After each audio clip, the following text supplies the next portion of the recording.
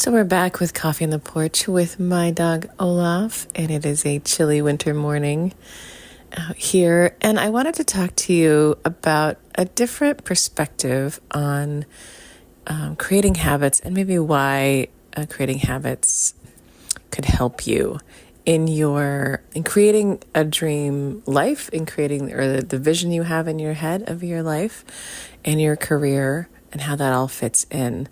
So in full disclaimer, I have not read Atomic Habits. I probably will not.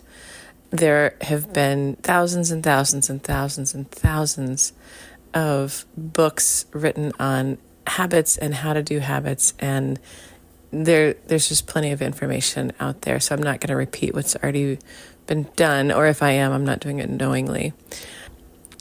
So I'm a person that I absolutely thought that I had an inability to create habits.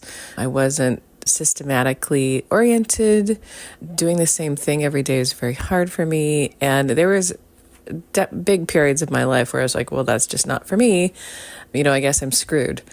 And, I'm never going to get the benefits of all the things that I guess habits bring. And I also didn't like how they felt. I didn't like the restriction. I didn't like any of it.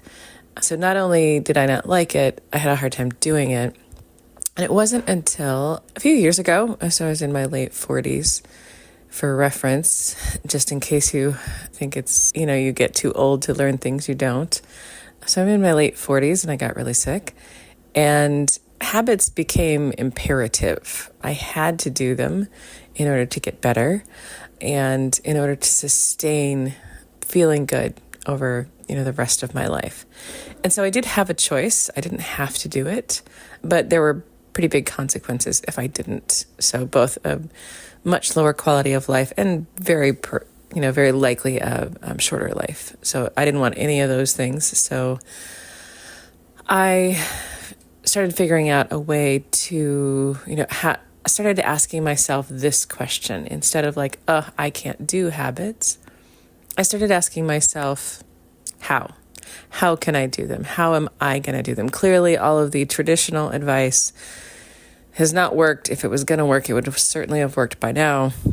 It's not my lack of effort or willpower or desire. I certainly want them. I, wanted the benefits. I tried really hard. I tried, 1,000 times to do them. And it wasn't until I found a creator on social media, and she just had a totally different approach. Instead of the willpower, beat yourself into submission approach that often we hear from, patriarchy and things like that, the very man against nature sort of thing, she offered to approach it from kindness, which was startling for me. That had never occurred to me to start creating habits out of a kindness to myself and as a way to be gentle with myself.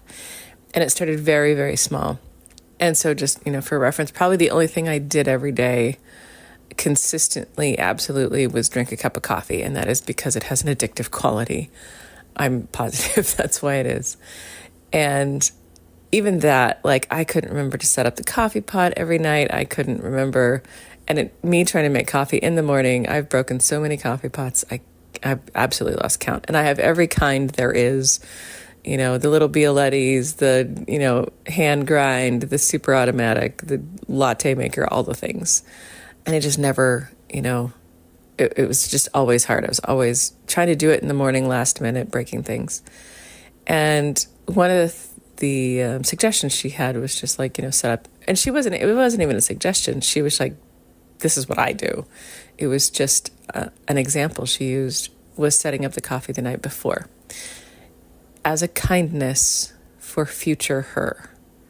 And I thought, that is doable. It's already connected to, I knew about, I think now they call it habit stacking because everything now has a cool name, which is awesome. Before, it was just like habit linking or whatever, but it's a super old concept. But I was like, I already have a habit that's ingrained, drink a cup of coffee in the morning. I can build on that.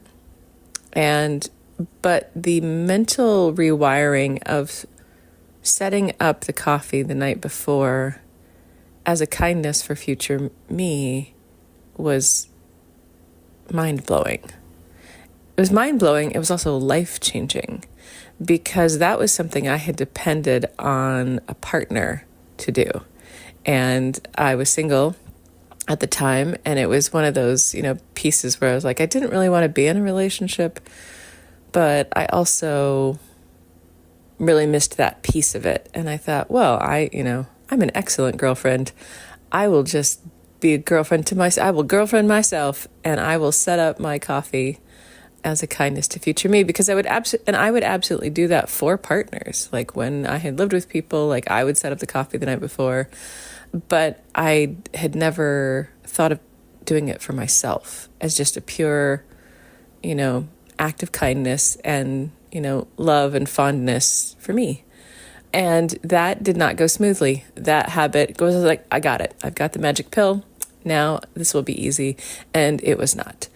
I had a lot of stops and starts. And if you've heard my other stuff, talking about other habits that I've tried to create, there was always a period in the beginning of a lot of trial and error, a lot of failure, a lot of dealing with those uncomfortable feelings as I try to figure out, how am I going to create this habit for myself? And so there were a lot of stops and starts, and, I finally figured out the sticky note, and I had the alarms, and, eventually I learned to do it earlier and earlier in the day when I had more energy, because it's the tricky thing about willpower is that it takes a lot of glucose. It takes a lot of brain power. It takes a lot of willpower. It takes a lot of willpower. It takes a lot of energy. So a lot of brain power equals a lot of glucose, just a lot of energy. And when I don't have that is at, 9:00 at night when I'm tired and exhausted and I just want to go to bed. So I would start learning, doing it early and early. And after a while, it was just so nice. It became this, positive reinforcement conditioning. I was like, it was so nice to wake up and just push a button and have a cup of coffee. And I was like, oh, I am a great girlfriend to myself. Like, this is fantastic. And now it is pretty automatic. I would say I'm at a 98%. Like very occasionally, maybe twice a year, I forget to do it, or I forget to put the water in or something like that. I also realized that I really had to make things simple. I had this Martha Stewart fantasy of, hand grinding the beans that I grew in the backyard myself and roasted and, made the perfect cup of coffee. And in no way is that any part of who I really am. Definitely not with coffee in the morning. And it turned out that the, Mr. Coffee or Black & Decker, whatever the brand of cheap coffee pot I have right now, ye old drip coffee pot that, with just the regular basket and you stick water in it and it, automatically makes coffee, was actually the best fit, even though it didn't really fit my ideal in my head of the fanciest, coolest, most perfect version of coffee. The most perfect version of coffee for me is the one that I can push a button and it instantly, I have a cup in the morning ready for me that actually happens every day. And I started realizing that I kind of had my values. I had been taught that perfection was more important than reality, than, what's actually going to be sustainable over the long term. So I was always striving for perfection, these perfect habits, when in reality, the good enough habit, the good enough cup of coffee was actually what turned out to be the more perfect solution for me.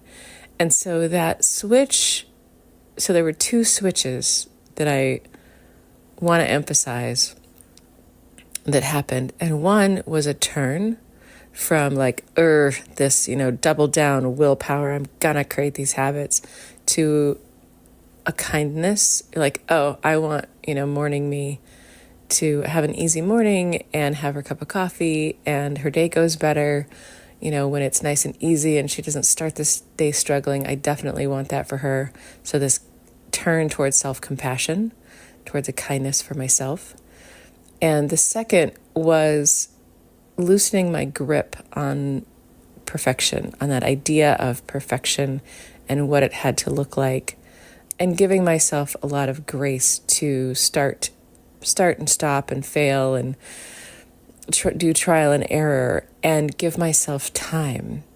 So for context, it took me a couple of years to figure out this habit. And I can hear you now, or at least if you're like me, I would have rolled my eyes and thought like, 2 years, like I don't have that kind of time. Like I don't have time to, 2 years to make a habit.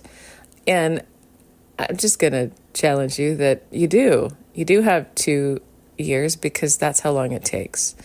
Maybe it takes you less time. It takes me a very long time to create a habit. It takes me 2 to 3 years is what I've learned about myself to have a really solid, 98%, success rate kind of habit where it starts feeling natural and I feel the urge during the day, to do the thing. Like it becomes second nature. And so instead of, if you are feeling that, roll of your eyes and you're like, I don't have time to do this. I get it. I've been there. I see you. I am that person. But also, since it's going to take a long time, since humans resist change on purpose because homeostasis is what keeps us alive as a species. It's a really good quality that we have. But to counteract homeostasis and create, we also have the ability to adapt. We have both. So to tap into that human ability to adapt to new situations and create a new habit, if it's going to take 2 years, why not start now? Why not start today? Like if you start today, in 2 years, you're going to have this habit down. And if you can start reframing it that way, it might soften some of your own resistance and help you start turning towards that kindness to you, that to help you create the things in your life, to do the things in your life, to, take the class, get the degree, all of the things that are needed for you to start shifting your life into the life you actually want. So I hope that's helpful. I'll talk to you soon.